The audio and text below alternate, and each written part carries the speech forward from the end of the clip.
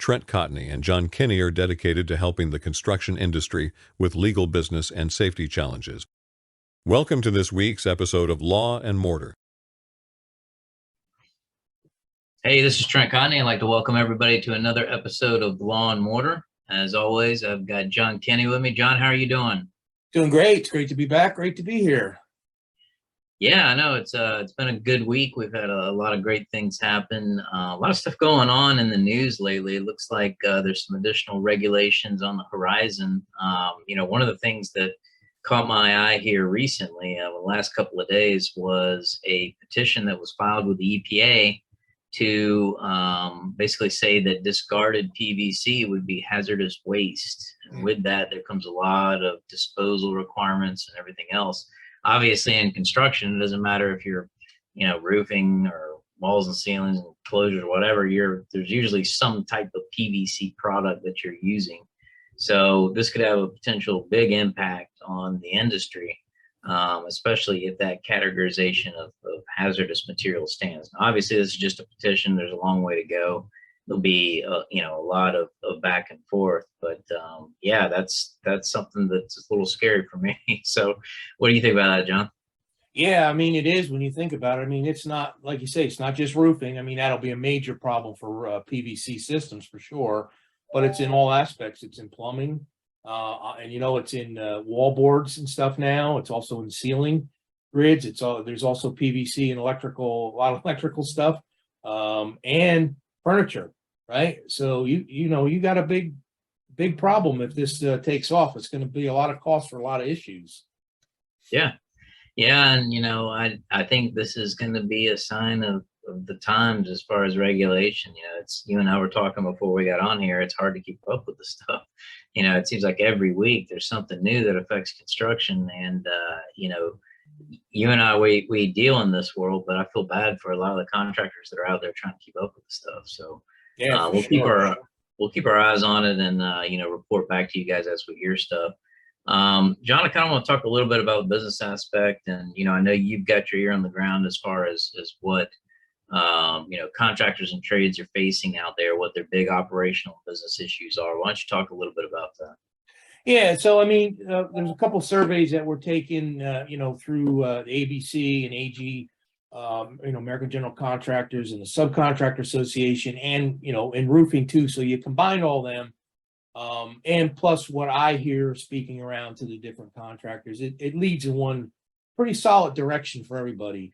I mean, COVID-19 pandemic, let's face it, that's still here. Not so much the pandemic part of it, but there's still a lot of absences throughout the construction workforce that they're facing. And in the supply chains and the material and all that stuff, that seems to be getting to be like a norm. What I mean is companies are adapting to that now more than ever, getting used to it's going to be and everything. But here's some other things that have nothing to do with what we talk about in today's world with that. Still, slow technology adaptation is a big issue.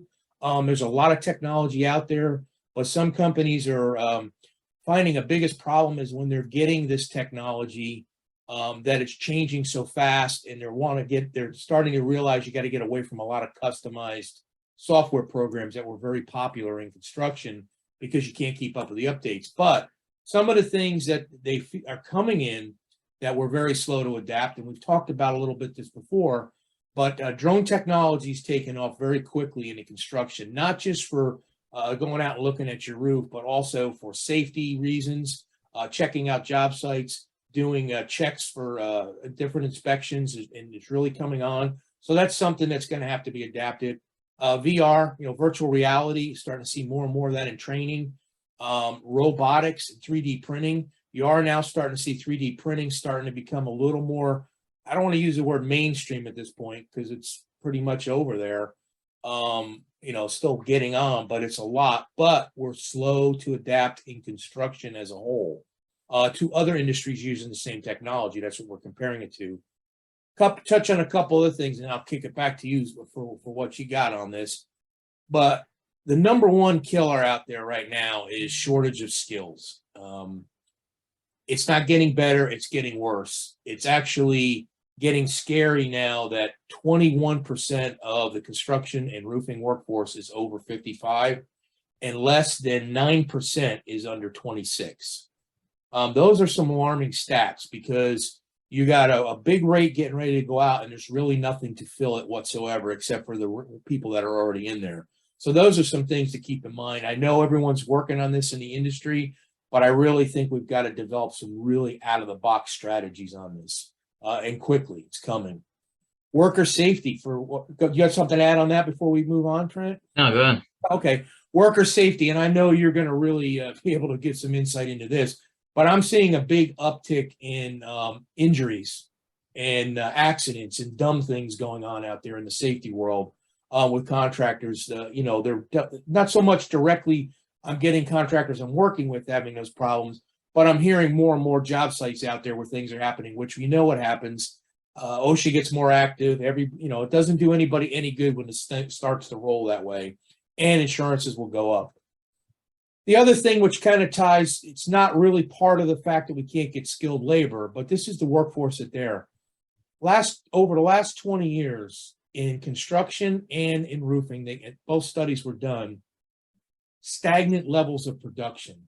So as other industries, even agriculture, are increasing outputs, per like a man-hour unit, the construction output has been stagnant for 20 years, and that's not good.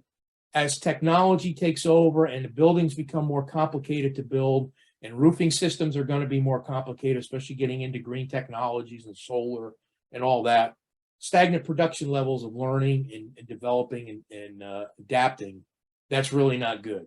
So I'm going to do a little more deep dive into this over the next couple of months to see if I can really, kick into this. But, some of the things that are really is poor planning, poor project management. It's not just productivity as far as that doesn't mean workers are getting worse, but with all the technology and the things we have, planning a project, getting a project done, getting your job set up safe, all the things that go into project, it's at stagnant levels. So that's going to be a big problem when you start to consider people retiring out and less people coming in. It's going to get worse. So I want to do a little more deep dive into that as we move along, and we'll bring some more updates in there. Yes, those are all great points. I had the opportunity to speak at a manufacturers conference this week. And, one of the things I really enjoy about, going to these conferences, not just the speaking part, it's being able to sit around a table, break bread, talk to, the contractors are there. And we had a very interesting discussion about drone technology and how it is morphing to the point where there are going to be drones outfitted for repairs. We're already talking about additional systems that can be added on. I had the opportunity to talk to one software manufacturer for drones that was already in the process of creating an integrated system that worked with a visual heads-up display so that you could perform, minor repairs at this point on the steepest of steep slope roof systems. To me, this is kind of like the canary in the coal mine. It's the precursor to full automation, and I think that's what you're going to start seeing. So it's exciting in a way, and at the same time, I think everyone that's listening to this is you got to ride that wave. You don't want to have it crashing down on you. And I think it's important that you kind of embrace this technology, look for efficiencies. It's something that I believe that if you spend $1 on technology, you'll end up saving $2. And that's really what it is because you're not having to throw more, manpower at it. You can basically, use software to help bridge that gap that the lack of skilled labor, it doesn't allow for right now. So very interesting, kind of sign of the times that this is something that is not only in the works, but is on the tip of the tongues of the contractors that are there, which, John, I think even 2 or 3 years ago, we wouldn't have even seen that. So no. It's very interesting that's kind of where we're at now. But a lot of very exciting things. I think everything that you said was spot on. John, we talked about a lot of things, but now is the favorite time of the program. I know for you. It is. I love these questions. It is question time. So as I mentioned, we We've got quite a few backed up here. I'm pulling out my list. I print every single one. And by the way, for our listeners, keep sending them in. Just because we haven't gotten to them immediately, trust me, I'm going to get to every single one of them. It just takes time. So, John, this one is from Deborah. And Deborah has a question about what is best practices for keeping construction documents on commercial projects. And in particular, she's lamenting the fact that basically kind of what we were saying, her office hasn't really upgraded to the technology yet, and they're still very paper heavy, and she's surrounded by boxes at this point. So why don't you talk a little bit about kind of what you're seeing, out there, what are people doing? Are you seeing, with the contractors that you talk to, are they converting to cloud-based type technology? Have they switched to a paperless type environment? What is it that you're seeing? Yeah, I think that is one of the fastest growing embracements in the technology industry for roofing is going to cloud-based. It makes it accessible to everyone within your company to access what you want them to access. You certainly can still have security levels on different documents and stuff. You can do that without usually any kind of a problem. And you're doing away with paper. And the nice thing is, if you do your systems right with the proper file trees, they're very easily to be searched. And there's simple things out there like Dropbox and OneDrive, Micro. You don't have to start out with a huge program, but you definitely want to graduate up to a CRM type program that allows you to tag these documents with the client, track your emails. There's a ton of cloud-based stuff out there now that does this. And the reason is, and I know you're going to tag on to this, how important it is from the legal aspect of once these projects are completed or if there's an issue in between. Yeah, absolutely. And, Deborah, that's a great question. It's you got to be able to put your fingers on documents quickly. If OSHA shows up, if, ICE shows up, if Department of Labor shows up, any of those entities that are looking for documents, you got to be able to pull them up quickly. And not to mention if you've got some kind of, defective construction claim or something like that on a project. So, yeah, documentation is critical. What I would do, Deborah, is I suggest you get with management, talk to them, convince them that they need to spend some money, digitizing some of those documents, and that way you'll have more room to walk around. So, as always, appreciate the question. So, want to thank everybody for making us the #1 construction law podcast in the world. Stay tuned next week for another episode of Law and Mortar. If you want to get a hold of me, you can reach me, Trent Cotney, at trent.cotney@arlaw.com. John, how can they get you? It's J. Kenney at cotneyconsulting.com. Great. Thank you, guys. We'll see you next week. Take care. See you next week.